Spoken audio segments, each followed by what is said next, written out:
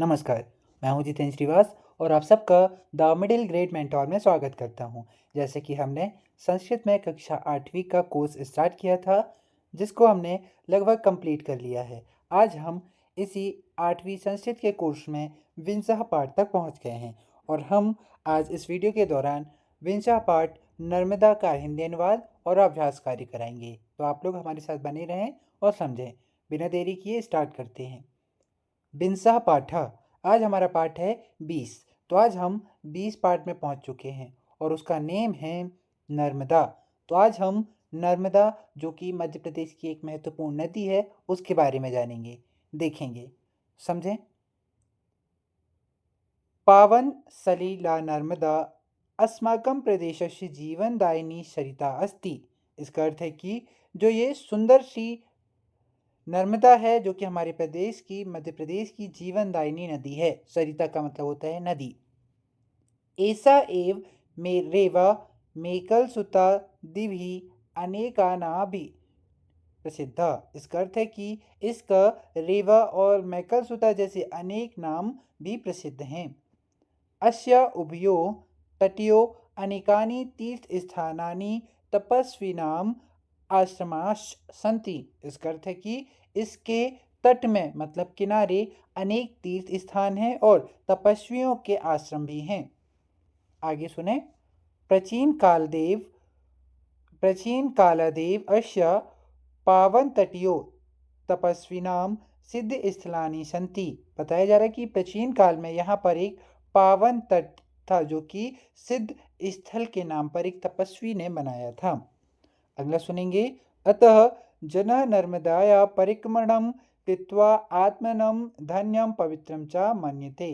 इसका अर्थ है कि और जन मतलब लोग नर्मदा की परिक्रमा करने से आत्मा को पवित्र करना मानते हैं, इसीलिए लोग नर्मदा परिक्रमा भी करते हैं। आगे देखेंगे और समझेंगे, सुने। अन्यत्यम नैसर्गिकम सौंदर्यमपि दर्शनीयम। इसका अर्थ है कि यहाँ पर और सुंदर सुंदर दार्शनिक स्थल हैं, जिनके दर्शन करने भी लोग आते हैं। आगे सुनेंगे। अनूपपुर मंडले अमरकंटकम नाम पर्वतो अस्ति।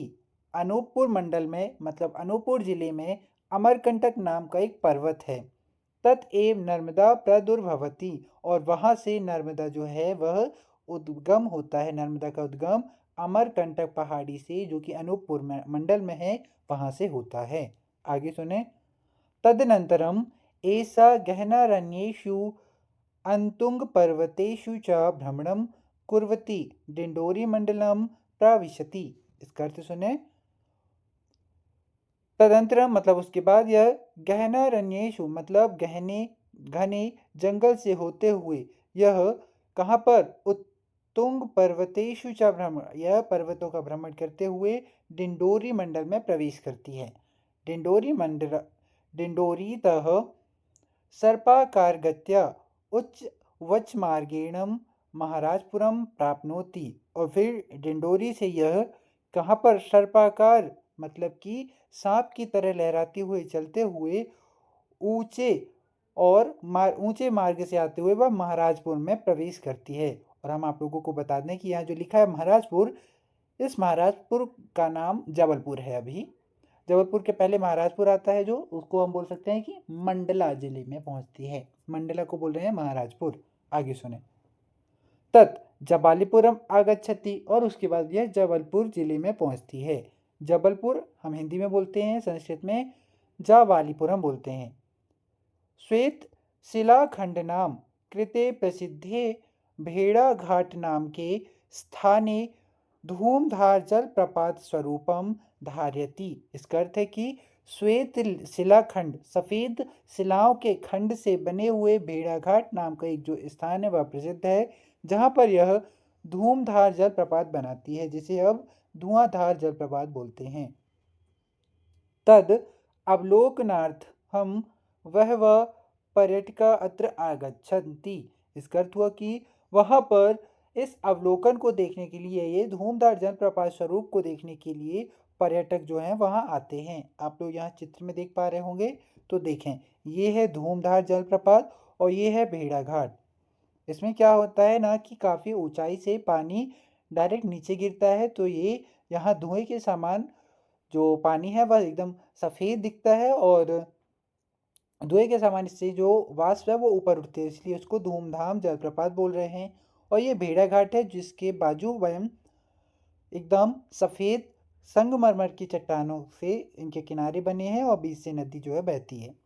इस तरह से हमने भेड़ाघाट धूमधाम जलप्रपात के बारे में देखा। आगे सुने।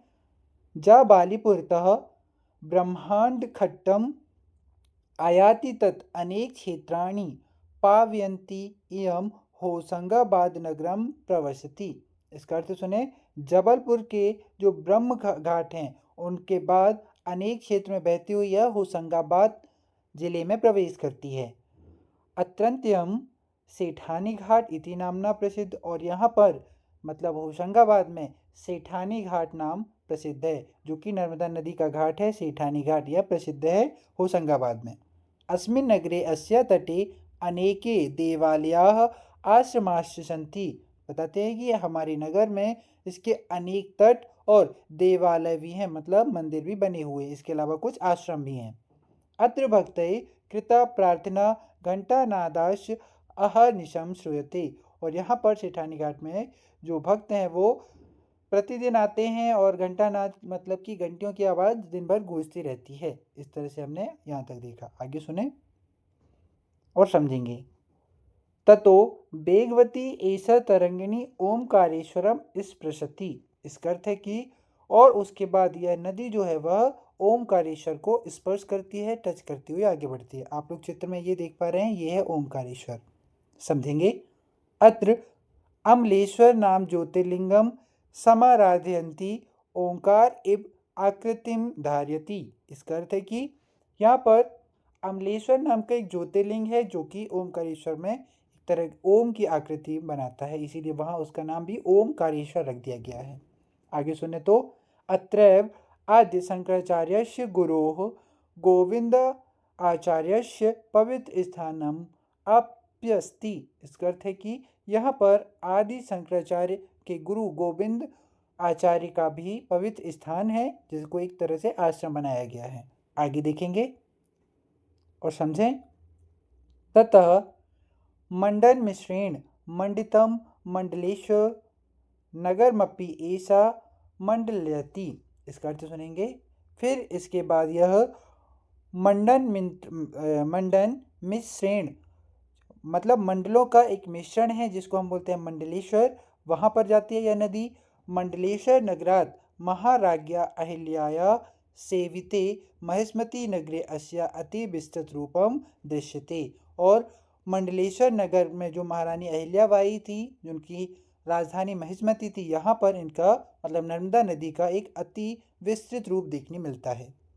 पश्चात उसके बाद घलघाटे शूलपाणेश्वर दीनी स्थलानि सिंचति गुजरात प्रान्तस्य भृगु कच्छ नगर समीपे अरब सागरे विलीयते। और फिर इसके बाद यह घाटों से होते हुए अपने स्थान अपने जल से भूमि को सींचते हुए गुजरात प्रांत में जाती है, और गुजरात प्रांत के बाद यह कच्छ नगर के समीप पर अरब सागर से जाकर के मिल जाती है। इस तरह से नर्मदा नदी के बारे में हमने देखा। आगे सुने।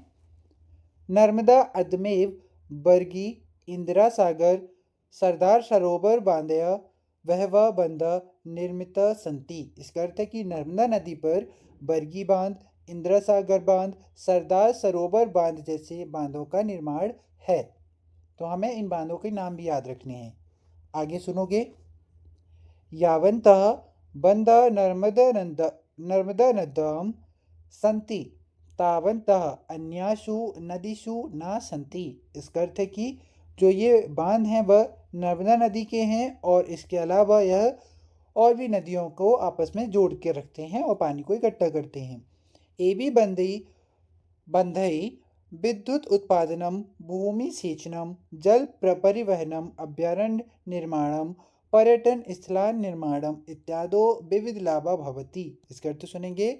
जो ये बांध हैं इनमें विद्युत उत्पादन, भूमि को सींचना, जल परिवहन आसान बनाना, अभ्यारण्य का निर्माण और पर्यटन स्थल के निर्माण में जैसे विविध लाभ जो है हमें बांधों से प्राप्त होते हैं। आगे देखेंगे, एतेषाम उपकाराणाम हेतु एषा एव, और इस तरह से यह हमारे लिए उपकार करते हैं। कौन? बांध। आगे देखेंगे, एषा नाम नाम स्मरण मात्रेण पापम अपाकरोत। लोगों का मानना है कि इस नदी के नाम मात्र ले लेने से हमारे पाप जो हैं वो कम हो जाते हैं। पुराणेषु अस्य बहुविध महात्म्यम प्रतिपादितम। इसका अर्थ है कि पुराण में इस नदी का बहुत ही महत्वपूर्ण स्थान बताया गया है। कालिदास सेनापति मेघदूते अस्य सौंदर्यम महात्म्यम च वर्णितम। धन्या एषा भूमि यत्र रेवा राजते। इसका अर्थ है कि कालिदास के जो एक सेनापति थे मेघदूत, उन्होंने अपने सौंदर्य में अपने काव्य में इसका वर्णन, इसके सौंदर्य का वर्णन बहुत अच्छे से किया है और बोलते हैं कि धन्य ऐसा भूमि यत्र रेवा राजते। इसका अर्थ है कि ऐसी भूमि को धन्य है जहाँ पर रेवा मतलब नर्मदा नदी विराजित है। इस तरह से हमने इसका हिंदी अनुवाद देखा। अब हम शब्दार्थ देखेंगे, ध्यान से देखें और समझेंगे। सुनिए, शब्दार्थ। हम इन शब्दार्थों को जैसे कि अभी पाठ में तो बता ही दिए, इसके साथ साथ इसमें भी बता रहे हैं, तो आप लोग ध्यान से सुनेंगे और समझेंगे। सिद्ध स्थलानी, इसका अर्थ है कि सिद्ध भूमि या फिर तीर्थ। अन्यतम, इसका अर्थ है कि यहाँ का। उद्गम मतलब ऊंचा, उतुंगम मतलब ऊंचा। उच्चाव मार्गेन मतलब ऊंचे ऊंचे मार्ग से। फिर सुने, सर्पाकार गत्या मतलब वक्र गति से। महाराजपुर मंडला का प्राचीन नाम है, हमने ये बताया था कि महाराजपुर मंडला जिले को बोल रहे हैं। प्राप्नोति, प्राप्नोति मतलब पहुंचती है। श्वेत शिला खंड नाम, इसका अर्थ है कि संगमरमर चट्टानों के। धूमधाम धुआंधार। ओंकार इव, ओंकार के समान। ब्राह्मण घट्ट मतलब बरमान घाट का प्राचीन नाम है ब्राह्मण घट्ट। महेशमती नगर, महेश्वर नगर का प्राचीन नाम है महेशमती।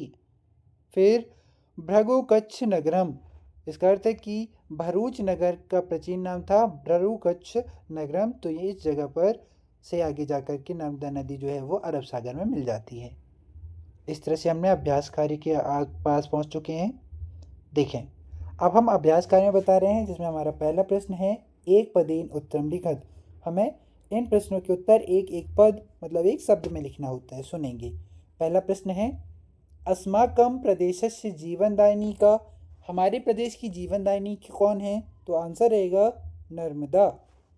अगला प्रश्न है नर्मदा कस्मात् स्थानात् प्रादुर्भवति।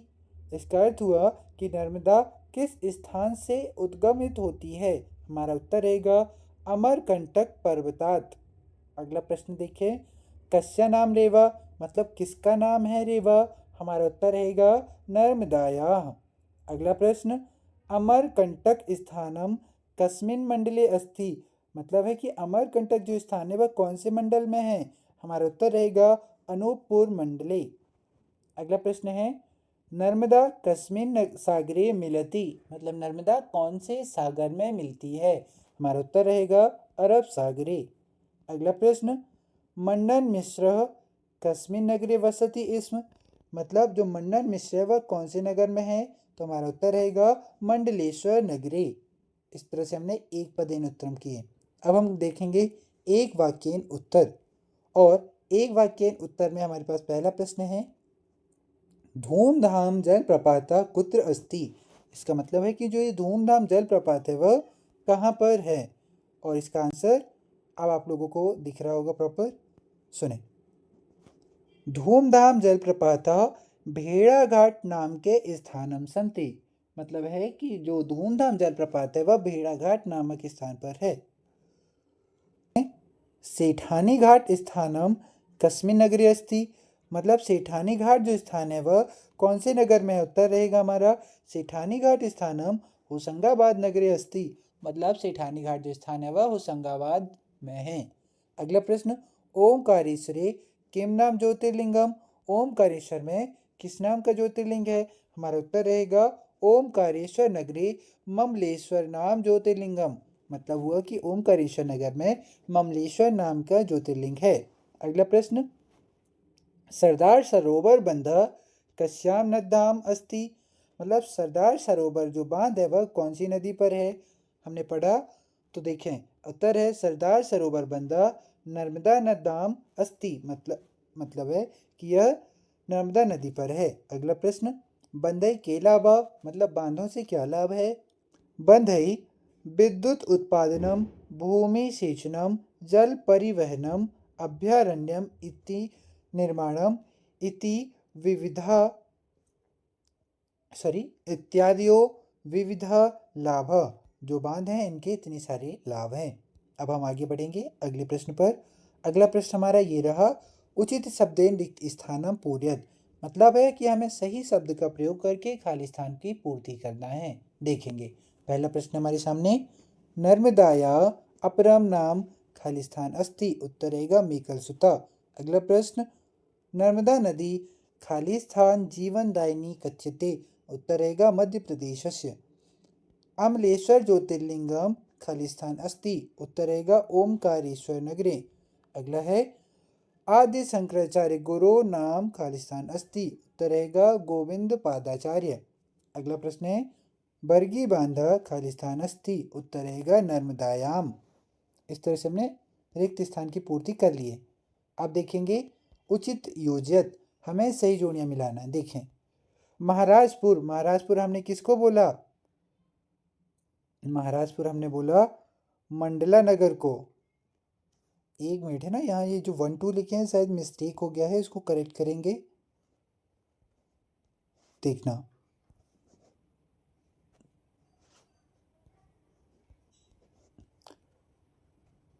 हाँ, जो हम मैच कर रहे हैं उसे समझेंगे, ठीक? देखें और समझें। जो महाराजपुर है वो उसको हम किसको बोल रहे हैं? हम बोल रहे हैं मंडला नगर को। और इसके अलावा नर्मदा विलय, नर्मदा का विलय कहाँ होता है? अरब सागरी, मतलब अरब सागर में। अगला है गोविंदाचार्य आश्रम, गोविंदाचार्य जी का आश्रम कहाँ पर है? ओमकारेश्वर में। अगला प्रश्न है जबालीपुरम, तो जबालीपुरम कहाँ पर है? जबालीपुरम में भेड़ा घाट स्थान है। फिर धूमधाम जलप्रपात जबलपुर नगर में है। इस तरह से हमने इसको सही जोड़ी मिलाया।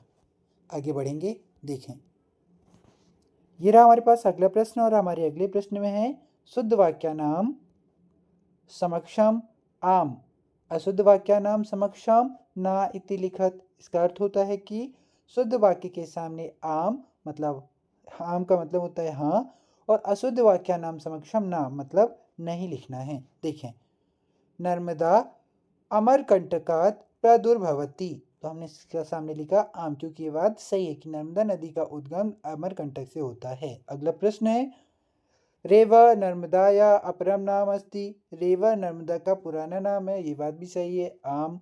अगला है, नर्मदायाम सरदार सरोवर बंध अस्ति, मतलब नर्मदा में सरदार सरोवर बांध है, ये बात भी आम है, सही है। अगला प्रश्न है, मेघदूते नर्मदाया वर्णनम नास्ति, मतलब मेघदूत में नर्मदा का वर्णन नहीं है, जबकि हमने पढ़ा है मेघदूत में नर्मदा का वर्णन है, तो ये बात ना हो जाती है। अगला प्रश्न है, पुराणेषु नर्मदा वर्णनमस्ति, पुराण में भी नर्मदा का वर्णन है, ये बात भी सही है, तो लिखेंगे आम। अगला प्रश्न देखें, अगला प्रश्न हमारे सामने ये रहा, देखें, नामोल्लेख पूर्वकम संधि विच्छेदम कुरुत। इन शब्दों की हमें संधि विच्छेद करनी है। आइए देखते हैं हम संधि विच्छेद किस तरह से करते हैं और उसका संधि नाम भी कैसे लिखेंगे। देखें, ये है हमारे पास संधि शब्द, उसका संधि विच्छेद ये रहा और उनके संधि के नाम हम यहाँ सामने देखेंगे। समझें, गहनारण्येषु, इसका जब संधि विच्छेद करेंगे तो गहन धन आरण्येषु, और यह स्वर संधि में दीर्घ स्वर संधि का उदाहरण है। अत्रैव, जब इसका संधि विच्छेद करेंगे तो अत्र धन एव, और यह भी स्वर संधि में वृद्धि स्वर संधि का उदाहरण है। अगला है अवलोकनार्थम, इसको जब संधि विच्छेद करेंगे तो अवलोकन धन अर्थम, यह दीर्घ स्वर संधि का उदाहरण है। इत्यादयः, इति धन, आदयः। यह स्वर संधि में यण स्वर संधि का उदाहरण है। इस तरह से हमने संधि विच्छेद किया। अगला प्रश्न देखेंगे, नामोल्लेख पूर्वकम समास विग्रहम कुरुत। इन नामों को हमें क्या करना है, समास विग्रह करना है। आइए हम समास विग्रह देखते हैं। देख पा रहे होंगे, समझेंगे, सुने। ये है हमारे पास समास पद, ये है समास का विग्रह और ये है समास का नाम। समझेंगे। अभ्यारण्य निर्माणम, इसका समास विग्रह होगा अभ्यारण्यस्य निर्माणम। यह तत्पुरुष समास है। अगला शब्द है देवालयाः, इसका जब समास विग्रह होगा तो देवस्य धन आलयः, और यह तत्पुरुष समास है। घंटानाद, इसका समास विग्रह है घंटायाः नादः, यह भी तत्पुरुष समास है। अगला है भूमि सेचनम, भूमेः सेचनम, यह भी तत्पुरुष समास का उदाहरण रहा। इसी समास वाले प्रश्न के साथ हमने हमारे विंसा पाठ का अभ्यास कार्य भी खत्म किया, कंप्लीट किया। मिलेंगे अब हम अगले वीडियो पर अगले चैप्टर के साथ। तब तक आप लोगों को ये हमारी वीडियो जो है वो अच्छी लगी होगी तो प्लीज़ वीडियो को लाइक कीजिएगा, अपने फ्रेंड से शेयर कीजिए ताकि वो भी पढ़ाई कर पाएँ, और हमारे चैनल को सब्सक्राइब कर लें, जिससे आप लोगों को टाइम टू टाइम सारे अपडेट्स मिल जाएंगे और आप अपनी स्टडी को आसान बना पाएंगे। थैंक यू बच्चों। I will see you in the next video with the next chapter. Good luck.